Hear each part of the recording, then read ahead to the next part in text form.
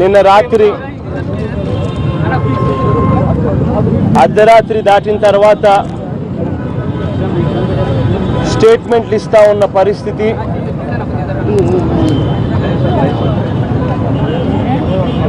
క్లియర్గా ఒకటే పాయింట్ అర్థమవుతా ఉంది, ఈ రాజకీయ నాయకుల్లో నిజాయితీ లేదు అన్నమాట.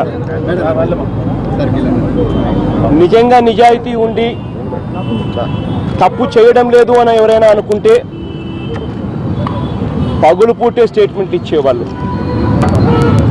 ఆ రోజు రాష్ట్రాన్ని విడగొట్టేటప్పుడు ఏ రకంగా అయితే పార్లమెంట్లో కెమెరాలన్నీ కూడా లైవ్ టెలికాస్ట్ లేకుండా చేసి ఆంధ్ర రాష్ట్రానికి సంబంధించిన ఎంపీలందరినీ సస్పెండ్ చేసి ఏ రకంగా అన్యాయం చేశారో నిన్న చేసింది కూడా కొద్దిగా ఇంచుమించు అదే పద్ధతిలోనే. అసలు ప్రత్యేక హోదా అన్నది మన హక్కు. ఆంధ్ర రాష్ట్రాన్ని విడగొట్టేటప్పుడు ఆంధ్ర రాష్ట్రం నుంచి హైదరాబాద్ వేరవుతా ఉంది. వేరవుతా ఉన్న పరిస్థితుల్లో పిల్లలకు ఉద్యోగాలు కూడా దొరకని పరిస్థితిలోకి ఆంధ్ర రాష్ట్రం పోతుంది. దీన్ని కాంపెన్సేట్ చేయాలి అని అంటే ఖచ్చితంగా ఆంధ్ర రాష్ట్రానికి ప్రత్యేక హోదా ఇవ్వాలి అని చెప్పి ఆ రోజు పార్లమెంటుని సాక్షిగా చేస్తూ అన్ని పార్టీలు ఏకమై చంద్రబాబు నాయుడు గారు, బీజేపీ వీళ్ళు కూడా ఏకమై ఆ రోజు రాష్ట్రాన్ని విడగొట్టారు. ఈరోజు నిన్న అరుణ్ జైట్లీ గారి ప్రెస్ స్టేట్మెంట్ ఒకసారి చూస్తే, నిజంగా అరుణ్ జైట్లీ గారి ప్రెస్ మీట్ ఒకసారి చూస్తే స్పెషల్ స్టేటస్ ఇవ్వబోము అని మరింత కేటగారికల్గా ఈయన ప్రెస్ స్టేట్మెంట్ చూస్తే అర్థమవుతుంది. మరింత కేటగారికల్గా చెప్పినట్టుగా స్పెషల్ కేటగిరీకి మించిన ప్యాకేజ్ ప్రకటన వస్తుంది, స్పెషల్ ప్యాకేజీకి మించిన ప్యాకేజ్ ప్రకటన వస్తుంది అని చెప్పి రకరకాలుగా మీడియా పొద్దున్న నుంచి ఊదరగొట్టారు చంద్రబాబు నాయుడు గారు, మీడియా లీకులు ఇస్తూ. చివరికి జరిగింది ఏమిటి అంటే స్పెషల్ కేటగిరీతో కూడిన ప్యాకేజ్ వస్తుందని అందరం ఆశిస్తే స్పెషల్ కేటగిరీకి మించిన ప్యాకేజ్ ప్రకటన కాదు, చెవిలో క్యాబేజీ ప్రకటన మాత్రం ఇచ్చారు. చెవిలో క్యాబేజీని దగ్గరుండి చంద్రబాబు నాయుడు గారు తన మంత్రుల చేత కూర్చోబెట్టి చివరిగా తర్వాత చంద్రబాబు నాయుడు గారి ప్రకటనతో చంద్రబాబు నాయుడు గారు ఆహ్వానిస్తున్నాం మేము ఈ ప్రకటనను అని చెప్పి చెప్పడంతో చంద్రబాబు నాయుడు గారు కూడా ఈ చెవిలో ఈ క్యాబేజీను ప్రజల చెవుల్లో ఎలా పెట్టాలి అని చెప్పి చంద్రబాబు నాయుడు గారు భుజాన వేసుకొని మరి చెవుల్లో క్యాబేజీలు పెట్టే, చెవుల్లో పూలు పెట్టే కార్యక్రమం, చెవుల్లో క్యాబేజీలు పెట్టే కార్యక్రమం చేస్తూ ఉన్నాడు. స్పెషల్ స్టేటస్ వల్ల వచ్చే పారిశ్రామిక రాయితీల వల్ల కేవలం స్పెషల్ స్టేటస్ అంటే ఇదేదో డబ్బుల రూపంలో ఏదో ఇచ్చిపుచ్చుకున్నట్టుగా బిల్డప్ ఇస్తూ ఉన్నారు. కానీ వాస్తవం చెప్పాలి అని అంటే స్పెషల్ కేటగిరీ వల్ల డబ్బుల్లో కాస్త ఇచ్చిపుచ్చుకునేదే కాదు, అన్నిటికన్నా అవసరము, అన్నిటికన్నా ముఖ్యమైనది స్పెషల్ హోదా కలిగిన రాష్ట్రాలకు మాత్రమే ఇండస్ట్రియల్ ఇన్సెంటివ్స్, పారిశ్రామిక రాయితీలు వస్తాయి. అక్కడ ఉన్న ఆ పారిశ్రామిక రాయితీలు వేరే ఏ రాష్ట్రాలకు లేవు. కేవలం ప్రత్యేక హోదా కలిగిన రాష్ట్రాలకు మాత్రమే ఇన్కమ్ ట్యాక్స్ కట్టవలసిన పని లేకుండా పరిశ్రమలు స్థాపించవచ్చు.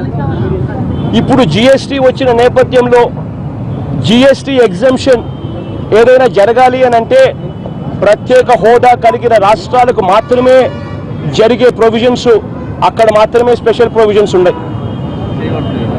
ప్రత్యేక హోదా వస్తేనే ఇటువంటి ఇండస్ట్రియల్ రాయితీలు, ఇటువంటి పారిశ్రామిక రాయితీలు వస్తాయి.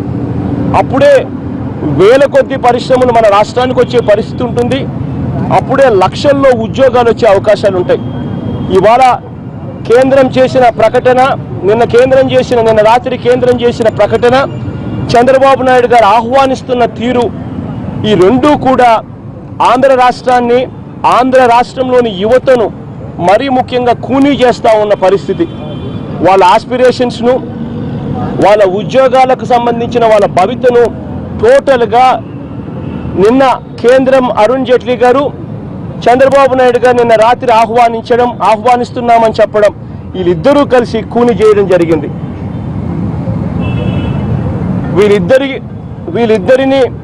వీళ్ళిద్దరి వైఖరికి నిరసనగా చంద్రబాబు నాయుడు గారు, నేను అడుగుతా ఉన్నా, అసలు చంద్రబాబు నాయుడు గారు ఎవరండి ఆహ్వానించేదానికి? మేము చంద్రబాబు నాయుడు గారు ఒక్కరి భవిష్యత్తు ఇదేమన్నా 5 కోట్ల మంది ప్రజలకు సంబంధించిన భవిష్యత్.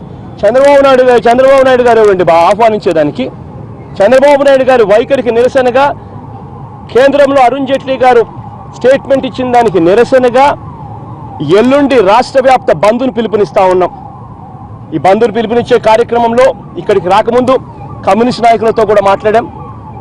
అందరం కలిసికట్టుగా ఒక్కటి కావాలి, అందరం కలిసికట్టుగా ఒకటవుతాం. ఎల్లుండి బంద్ను విజయవంతం చేయవలసిందిగా సవినయంగా ప్రతి ఒక్కరిని కూడా కోరుకుంటా ఉన్నాం.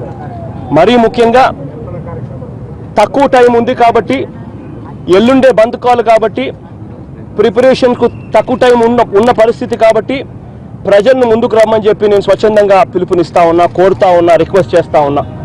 ఎందుకనంటే ఏదైనా కానీ జరిగినప్పుడు వెంటనే స్పందించే కార్యక్రమం మనం చేస్తేనే వాళ్ళ మీద ప్రెజర్ వస్తుంది.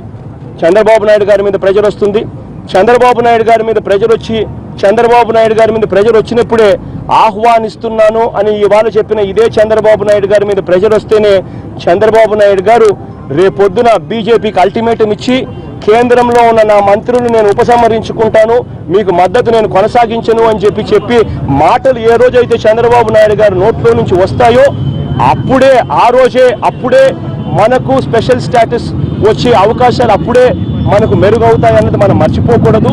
ఆ ప్రెషర్ రావాలి అని అంటే, చంద్రబాబు నాయుడు గారి మనసు మారాలి అని అంటే, చంద్రబాబు నాయుడు గారికి బుద్ధి చెప్పే పరిస్థితి రావాలి, కేంద్రానికి కూడా బుద్ధి రావాలి అని అంటే మనం గట్టిగా పట్టుకుంటేనే జరుగుతుంది. కాబట్టి రాష్ట్ర వ్యాప్తంగా ఉన్న ప్రతి అక్క చెల్లెమ్మకు, ప్రతి అవ్వాతాతకు, ప్రతి సోదరుడికి, స్నేహితుడికి కూడా నేను ఇవాళ రిక్వెస్ట్ చేసేది ఒకటే, ఇవాళ మనం అందరం కూడా ఏకం కావాల్సిన అవసరం ఉంది. ఎల్లుండి బంద్కు స్వచ్ఛందంగా ప్రతి ఒక్కరూ కూడా ముందుకు రావాలి. ముందుకొచ్చి మన పడుతున్న ఆవేదన, ఇది రాకపోతే మన పిల్లలకు ఉద్యోగాలు కూడా రావు అన్న సంగతి వాళ్ళకు అర్థమయ్యే విధంగా దీన్ని మేము ఒప్పుకోము. చంద్రబాబు నాయుడు గారు ఎవరండి ఆహ్వానించేదానికి? మేము ఒప్పుకునే సమస్య లేదు అని చెప్పి అందరం గట్టిగా చాటి చెప్పాల్సిన అవసరం ఉంది. కాబట్టి రాష్ట్ర వ్యాప్తంగా ఉన్న ప్రతి ఒక్కరికి, అక్క చెల్లెమ్మకు, అవ్వాతాతకు, ప్రతి అన్నా తమ్ముడికి రిక్వెస్ట్ చేస్తా ఉన్నాను, స్వచ్ఛందంగా ముందుకు రండి. స్వచ్ఛందంగా వైఎస్ఆర్ కాంగ్రెస్ పార్టీ క్యాడర్ ఎక్కడ ఉన్నా కూడా ప్రతి గ్రామం నుంచి కూడా ముందుకు వచ్చి పార్టిసిపేట్ చేయవలసిందిగా వైఎస్ఆర్ కాంగ్రెస్ పార్టీ క్యాడర్ను పూర్తిగా ప్రతి గ్రామ స్థాయి నుంచి కూడా రిక్వెస్ట్ చేస్తా ఉన్నాను, రమ్మని పార్టిసిపేట్ చేయమని చెప్పి. ప్రతి ఒక్కరం కూడా మన పిల్లల కోసం మనం చేస్తా ఉన్న ఈ ప్రయత్నం సక్సెస్ఫుల్ కావాలంటే అందరం ఏకం కావాలి. దయచేసి అందరూ ఏకం కమ్మని రమ్మని పిలుపునిస్తూ, అసెంబ్లీలో కూడా దీన్ని గట్టిగా నిరసిస్తూ, చంద్రబాబు నాయుడు గారికి బుద్ధి వచ్చే విధంగా గట్టిగా ఇక్కడ కూడా అసెంబ్లీలో గట్టిగా దీన్ని టేకప్ చేస్తామని కూడా చెప్తా ఉన్నాం. దీనికి నిరసన తెలుపుతూనే ఇవాళ చంద్రబాబు నాయుడు గారు తన పదవికి రాజీనామా చేయాలి. చంద్రబాబు నాయుడు గారు ఎవరండి ఆహ్వానించేదానికి? చంద్రబాబు నాయుడు గారు తన పదవికి మొట్టమొదటి తన పదవికి రాజీనామా చేయాలి. చంద్రబాబు నాయుడు గారు తన కేంద్రంలో ఉన్న తన మంత్రులను ఉపసంహరించుకోవాలి. అప్పుడే ఈ రాష్ట్రానికి కాస్త కూస్తో మేలు జరుగుతుంది. గట్టిగా నిరసన తెలుపుతూ ఈ కార్యక్రమానికి నిరసన తెలుపుతూ అసెంబ్లీ దాకా కూడా నడుచుకుంటూ, ప్లైకార్డ్స్తో పోయి నడుచుకుంటూ, ఎమ్మెల్యేలతో నడుచుకుంటూ పోయి నిరసన తెలపడమే కాకుండా అసెంబ్లీలో కూడా గట్టిగా నిలదీస్తాం.